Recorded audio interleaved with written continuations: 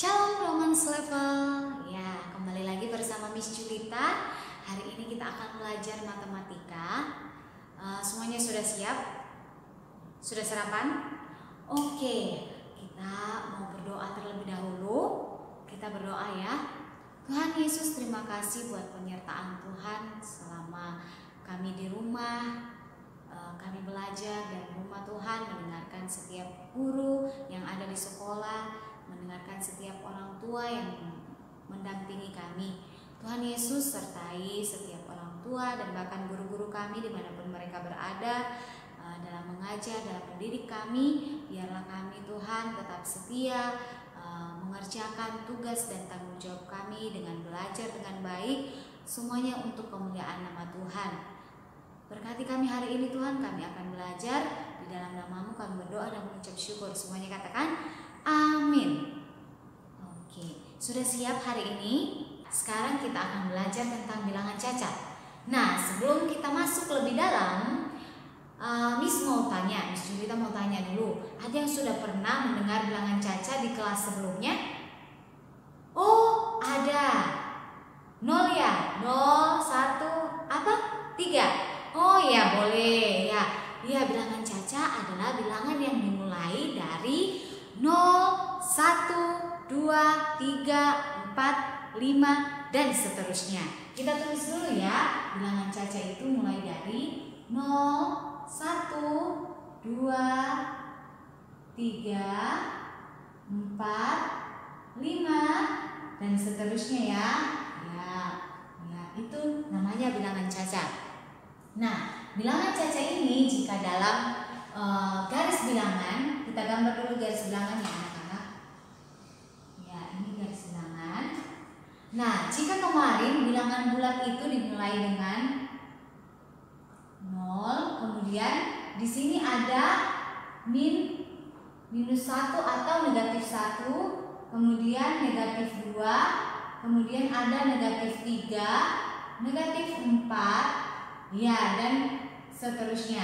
Kemudian di sebelah kanan, kemarin bilangan bulat, di sebelah kanan disebut bilangan bulat positif. Jadi dari 1, 2, 3, 4, 5 dan seterusnya. Wah, itu adalah bilangan bulat. Oke, ini semua adalah bilangan bulat ya. Ya, dari sini aja. Oke, ini namanya bilangan bulat. Nah, bilangan bulat. Oke, bilangan bulat. Kemudian untuk bilangan cacat, dia mulai dari sini. Dari 0, 1, 2, 3, 4, 5 dan seterusnya. Ini seterusnya juga ya. Ini. Oke.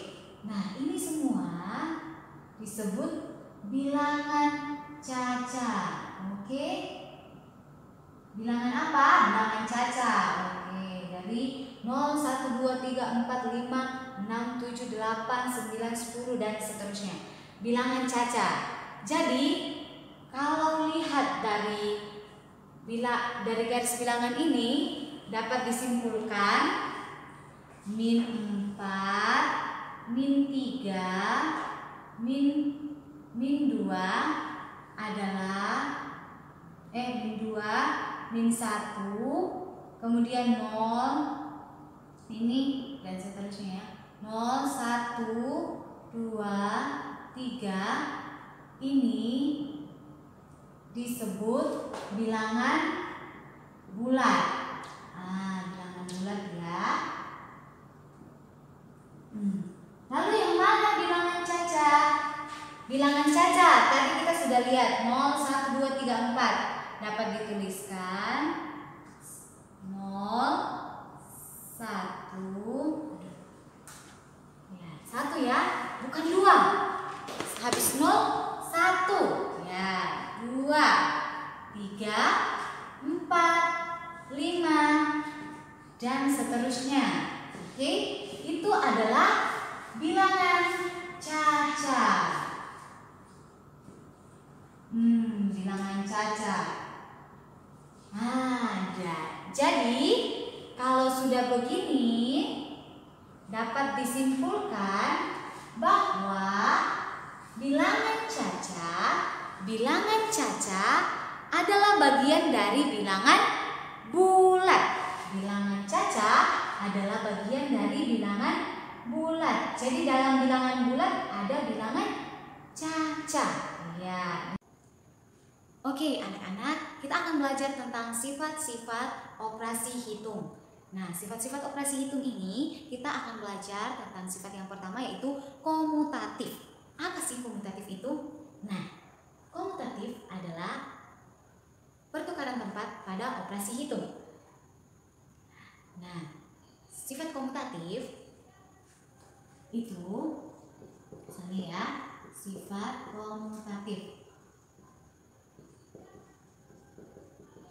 Nah, sifat komutatif itu pertukaran tempat pada operasi hitung.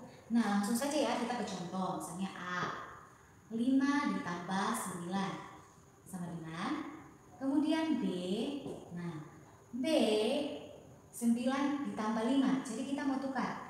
Jadi misalkan ini ya, ini kita tukar menjadi di sini 9, oke, ditambah 5. Nah, ini sama kan? 9 tambah 5. Lalu ini sama dengan ini.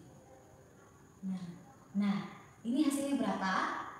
5 ditambah 9 hasilnya 14. Kemudian 9 tambah 5 hasilnya 14 juga. Jadi dapat disimpulkan 5 ditambah 9 sama dengan 9 ditambah 5. Karena hasilnya sama. Jadi ketika ini mengalami pertukaran tempat, ini kan, ini mengalami pertukaran tempat, hasilnya jadi hasilnya tetap sama yaitu 14. Oke, berarti pada penjumlahan sifat komutatif itu berlaku. Nah, bagaimana dengan perkalian? Oke, dengan perkalian ya. Misalkan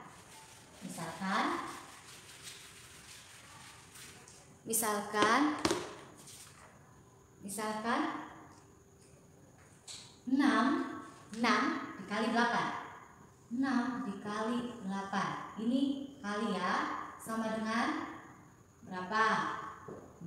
Kemudian B, jadi ini dan ini kita akan tukar tempatnya menjadi 8 di sini. Nah, jadi kan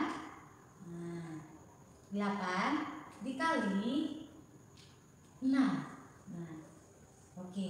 Ini mengalami pertukaran kan? 8 jadi di sini, 6 jadi di sini. Nah, hasil dari 6 kali 8 sama dengan 48. Hasil dari 8 kali 6 sama dengan 48 juga. Wah, ternyata sama ya anak-anak. Berarti di sini terjadi pertukaran, tapi hasilnya tetap sama yaitu 48. Jadi bisa disimpulkan 6 kali 8 sama dengan 8 dikali 6. Wah, jadi sudah tahu ya kenapa bisa sama dengan di sini? Karena ketika ditukar tempatnya, ketika operasi hitungnya ditukar, hasilnya tetap sama yaitu 48. Nah, bagaimana? Nah, di sini berarti dapat disimpulkan kalau sifat komutatif berlaku pada perkalian. Nah, pada operasi hitung perkalian. Nah, lalu bagaimana dengan pengurangan dan pembagian? Nah, mari kita cek untuk pengurangan ya. Untuk pengurangan, apakah bisa? Nah, A misalnya 7 dikurang 2 sama dengan, kemudian B 2 dikurang 7 sama dengan. Nah, kalau misalnya sama hasilnya berarti berlaku, tapi kalau berbeda berarti tidak sama dan sifat komutatif tidak berlaku. Oke, kita lihat ya. Misal ini sudah dipindahkan 2-nya ke sini. Kemudian angka 7 sudah dipindahkan juga. Nah, berarti Berarti 7 dikurang 2 hasilnya berapa? 5. Lalu kalau 2 dikurang 7, wah negatif 5. Berarti 5 dengan negatif 5 itu sama atau tidak? Tidak sama ya. Jadi kesimpulannya 7 dikurang 2 tidak sama dengan 2 dikurang 7. Nah, dapat disimpulkan pada pengurangan dan pembagian sifat komutatif tidak berlaku. Jadi di sini tidak berlaku sifat komutatif ya. Sifat komutatif itu tidak berlaku pada pembagian dan pengurangan. Tetapi sifat komutatif hanya berlaku pada penjumlahan dan perkalian. Nah, untuk lebih mengerti anak-anak, Miss akan kasih contoh tapi menggunakan 3 angka ya, sifat komutatif ya, masih sifat komutatif. Ya, ini masih sifat komutatif menggunakan angka misalnya ya ini 25 berapa ya?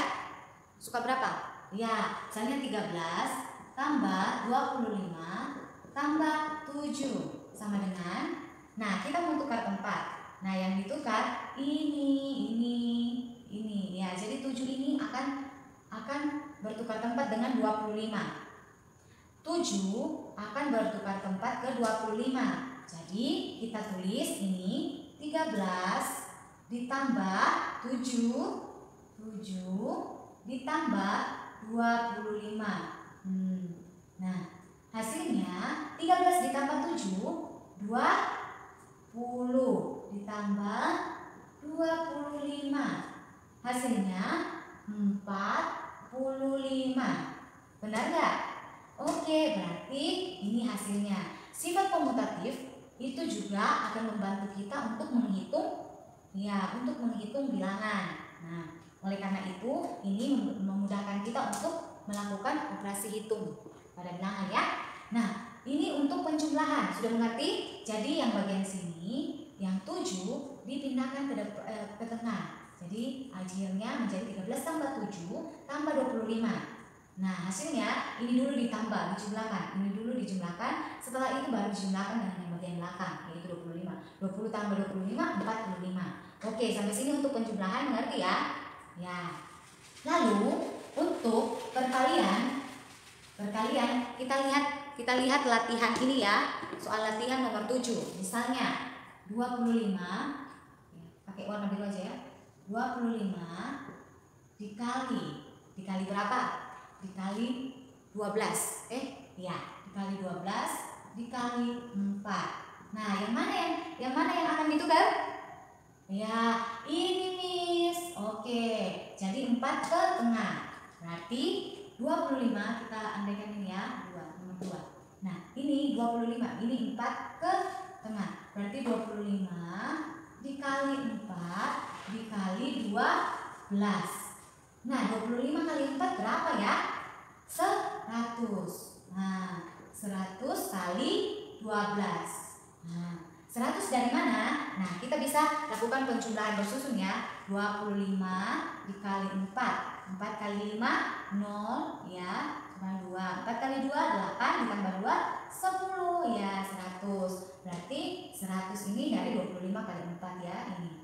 Lalu kemudian 100 kali 12, kita akan kali lagi 12. Nah, 0, 0, 2 kali 1, 2. 1 kali 0, 0. 1 kali 0, 0. 1 kali 1, 1. Berarti 1200. Ya, 1200 hasilnya.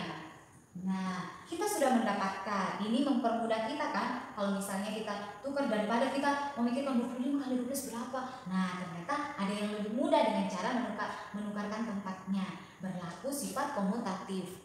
Sifat komutatif. Nah, sampai di sini mengerti ya? Oke. Oke, hari ini kita sudah belajar tentang sifat komutatif pada penjumlahan dan perkalian dan tidak berlaku pada pengurangan dan pembagian. Nah, untuk anak-anak bisa belajar lebih lagi, mari kita berlatih ya di halaman 19. Nah, anak-anak akan berlatih di nomor 2. dan nomor 6. Nah, itu ada penjumlahan dan ada perkalian. Jadi, nanti kalau misalnya ada yang masih bingung, boleh sampaikan ke Miss Julita, nanti Miss Julita bantu. Tapi kalau sudah selesai dan mengerti, silakan kerjakan latihannya. Dan untuk Romans 1 kirimkan ke Miss Julita, dan untuk Romans 2 until 4 kirimkan ke Miss Teti ya. Nah, sekian hari ini pembelajaran matematika kita. Miss Julita berharap kalian semua bisa bersukacita dalam pembelajaran kita hari ini, karena Tuhan Yesus sudah memberikan kita pengetahuan untuk melihat bilangan-bilangan sehingga kita bisa menjumlahkan, bisa juga melakukan operasi hitung. Itu semua karena Tuhan yang memberikan kita anugerah dengan akal dan pikiran kita. Nah, hari ini kita akan tutup dalam doa. Kita berdoa, Tuhan Yesus, terima kasih buat hari ini. Kami sudah belajar, Tuhan sertai, semoga apa yang kami pelajari boleh tertanam baik dalam hati dan pikiran kami, dan kami boleh menyelesaikan latihan-latihan kami, tugas-tugas kami, dan bahkan kami boleh melakukan setiap aktivitas kami yang lainnya. Tuhan Yesus, kami serahkan kehidupan kami selanjutnya ke dalam tangan-Mu. Di dalam nama-Mu kami berdoa dan mengucap syukur. Amin. Nah, see you. God bless you.